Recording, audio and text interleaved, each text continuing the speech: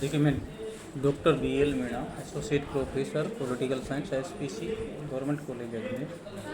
कल हम चर्चा कर रहे थे BA part second first paper तुलनात्मक शासन एवं राजनीति, जिसके अंतर्गत ब्रिटिश संसद के प्रथम सदन लोक सदन के बारे में चर्चा की। देखिए, लोक सदन ब्रिटिश संसद का प्रथम एवं लोकप्रिय सदन है। इसके सदस्य 5 साल के लिए निर्वाचित किए जाते हैं और इसमें लोक सदन में, ब्रिटेन में लोक सदन में जिस राजनीतिक दल का बहुमत आता है, उस राजनीतिक दल के नेता को ब्रिटिश सम्राट द्वारा प्रधानमंत्री पद पर नियुक्त किया जाता है। इसके स्पीकर की शक्तियों के बारे में चर्चा की थी। लोक सदन के जो स्पीकर, जिस अध्यक्ष को स्पीकर कहा जाता है, यानी कि ब्रिटिश लोक सदन का जो स्पीकर का जो पद है 1396 से चला आ रहा। थॉमस हैंगरफोर्ड इसके प्रथम निर्विरोध अध्यक्ष चुने गए थे और इसके अंतर्गत स्पीकर द्वारा लोक सदन की जो व्यवस्था बनाए रखना, उसका सभापतित्व करना, वाद विवाद का संचालन करना, वाद विवाद को सीमित करना, सदन में व्यवस्था बनाए रखना, ये इसकी मुख्य विशेषता थी। नियमों की व्याख्या, यानी 1911 और 1949 के अधिनियम के बाद में ब्रिटिश संसद का जो प्रथम सदन है लोक सदन, उसकी शक्तियाँ ब्रिटिश लॉर्ड सभा की तुलना में बहुत अधिक है।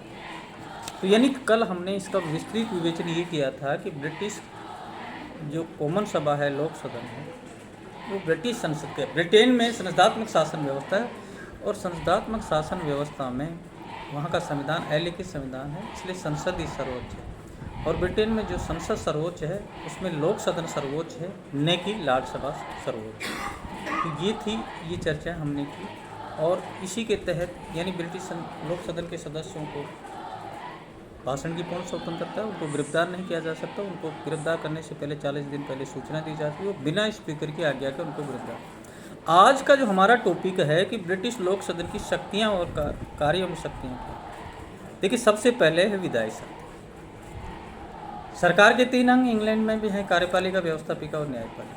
इंग्लैंड संसद के द्वारा अगर किन्हीं विधेयकों द्वारा, अगर कोई साधारण विधेयक हो तो साधारण बहुमत द्वारा, संसद के दोनों सदनों में साधारण बहुमत द्वारा उस विधेयक को प्रस्तावित किया। साधारण विधेयक इंग्लैंड की संसद के प्रथम सदन लोक सदन में प्रस्तुत किया जा सकता है, लॉर्ड सभा में प्रस्तुत किया जाता है, ज़्यादातर लोक सदन में ही प्रस्तुत किया जाता है। अगर साधारण बहुमत में इंग्लैंड की लोक सदन को, अगर लोक सदन में, इंग्लैंड के लोक सदन में अगर साधारण बहुमत किसी विधेयक को प्राप्त हो गया, इसके बाद में वो लॉर्ड सभा में। और 1911 और 1949 के अधिनियम के बाद में इंग्लैंड के लोक सदन को जो पहले साधारण विधेयकों के मामले में 1 वर्ष का समय दिया गया था, वो अब घटा के 2 वर्ष का जो समय था वो घटा के 1 वर्ष कर दिया गया और वित्त विधेयकों के मामले में 1 महीने का अवसर प्रदान किया गया। यानी ब्रिटिश लोक सदन को 1949 और 1911 के संसदीय अधिनियम के बाद में उसकी विधायी शक्तियाँ लॉर्ड सभा की तुलना में बहुत अधिक है। अगर लॉर्ड सभा ने किसी विधेयक को, साधारण विधेयक को पास कर दिया साधारण बहुमत से, और अगर लॉर्ड सभा उस पर सहमत नहीं भी है और सम्राट भी हस्ताक्षर, तो अंतिम शक्ति, अगर लॉर्ड सभा ने दोबारा पुनः उस साधारण विधेयक को प्रस्तुत कर दिया तो विधेयक कानून का रूप लेगा। इसलिए हम कह सकते हैं कि साधारण विधायी शक्तियों के मामले में ब्रिटेन की कॉमन सभा को 1911 के संसदीय अधिनियम और 1949 के संसदीय अधिनियम के बाद में अंतिम शक्ति प्राप्त है। विधायी शक्ति किसी प्रकार का विधेयक, चाहे साधारण विधेयक हो तो उससे संबंधित। तो विधायी शक्तियों के मामले में इंग्लैंड की संसदात्मक शासन व्यवस्था में इंग्लैंड की लोक सदन को इंग्लैंड की लॉर्ड सभा की तुलना में बहुत अधिक शक्तियाँ प्राप्त हैं और इन शक्तियों की अंतिम शक्ति इंग्लैंड की कॉमन सभा यानी लोक सदन के पास। दूसरा है वित्तीय शक्ति। देखिए, वित्त विधेयक, कोई विधेयक वित्त विधेयक है या नहीं, इसका डिसीजन इंग्लैंड की कॉमन सभा का स्पीकर करे। अगर ये डिसीजन हो जाएगा कि वो वित्त विधेयक है तो उस वित्त विधेयक को पहले लोक सदन में ही प्रस्तावित किया जाएगा। लोक सदन में उसको 2/3 बहुमत मिलेगा। 2/3 बहुमत मिलने के बाद में वो लॉर्ड सभा में जाएगा। लॉर्ड सभा में अगर उसको बहुमत मिल गया तो सम्राट के हस्ताक्षर के पास चला जाएगा और सम्राट ने अगर हस्ताक्षर किया तो कानून बन जाएगा। मान लीजिए वित्त विधेयक कॉमन सभा द्वारा यानी लोक सदन द्वारा पारित कर दिया गया और राज्यसभा उस पर सहमत नहीं भी है और सम्राट भी एक बार उसको पुनर्विचार के लिए लौटा सकते हैं, परंतु अगर लोक सदन ने उस वित्त विधेयक को दोबारा पास करके भेजा तो वो वित्त विधेयक कानून का रूप ग्रहण कर लेगा, क्योंकि अंतिम शक्ति लोक सदन की। तो 1911 के संसदीय अधिनियम के बाद में जो वित्त विधेयक की जो शक्ति है वो राज्यसभा को केवल 1 महीने देर लगाने की शक्ति है, बाकी अंतिम शक्ति लोक सदन के पास में। और वित्त विधेयक प्रमाणित करने का अधिकार भी लोक सदन के स्पीकर को ही है। इसलिए वित्त विधेयकों के मामले में भी इंग्लैंड की कॉमन सभा है उसको इंग्लैंड की राज्यसभा की तुलना में अधिक शक्तियाँ प्राप्त हैं।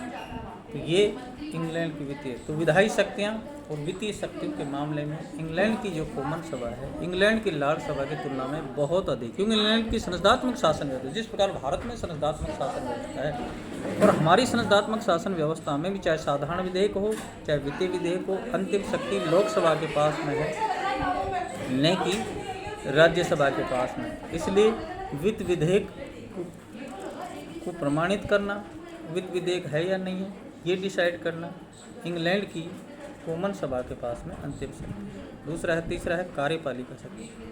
देखिए ब्रिटिश कार्यपालिका पर जो पूरा नियंत्रण है लोक सदन का कैसे है।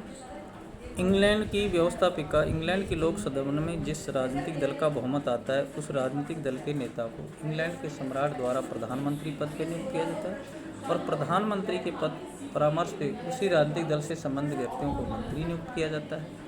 और जितनी जो सेनाओं की नियुक्ति है उसमें प्रधान और ज़्यादातर इंग्लैंड का प्रधानमंत्री इंग्लैंड की लोक सदन का सदस्य है। इसलिए प्रशासनिक और कार्यपालिका शक्तियों पर ब्रिटिश कॉमन सभा का पूरा नियंत्रण होता है। जितनी भी प्रशासनिक नियुक्तियाँ की जाएगी, जितनी भी कार्यपालिका शक्तियाँ हैं और राज्यसभा की तुलना में इंग्लैंड की कॉमन सभा के पास में ज़्यादा है।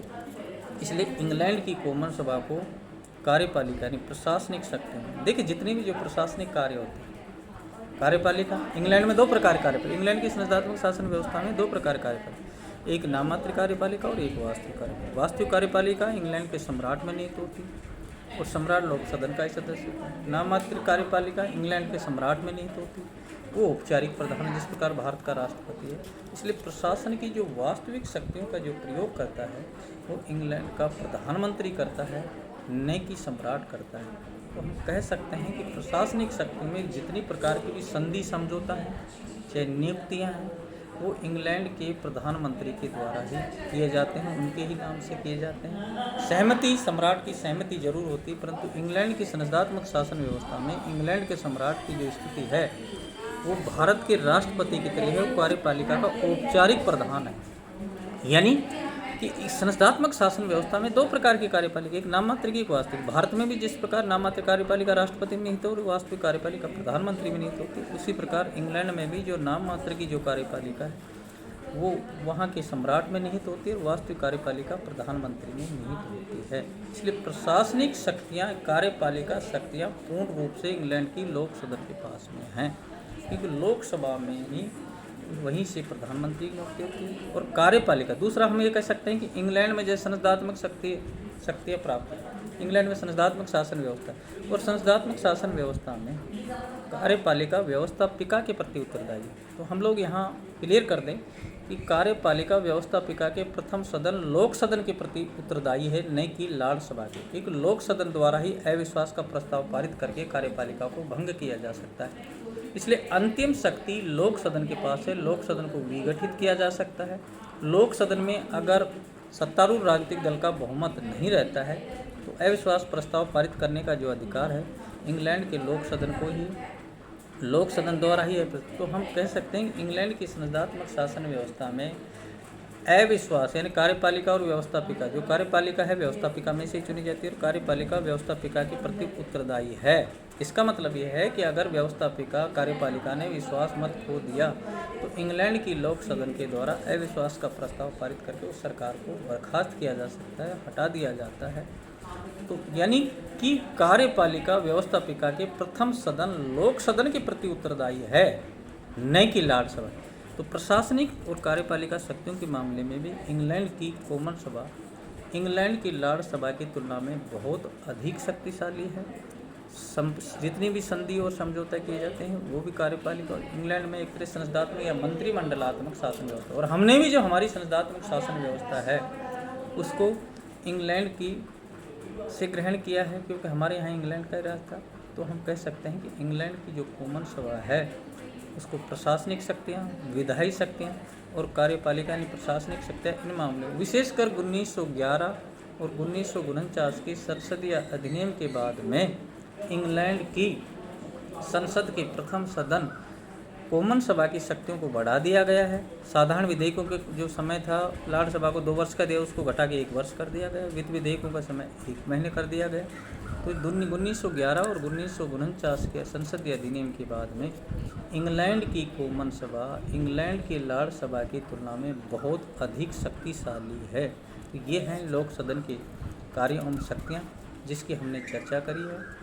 और संसदात्मक शासन व्यवस्था में चाहे भारत हो चाहे इंग्लैंड हो, वहाँ संसद का जो प्रथम, और इंग्लैंड का संविधान लिखित संविधान नहीं है, इंग्लैंड में संसद सर्वोच्च है। इसका मतलब इंग्लैंड में कॉमन सभा सर्वोच्च है, न कि लाड़ सभा।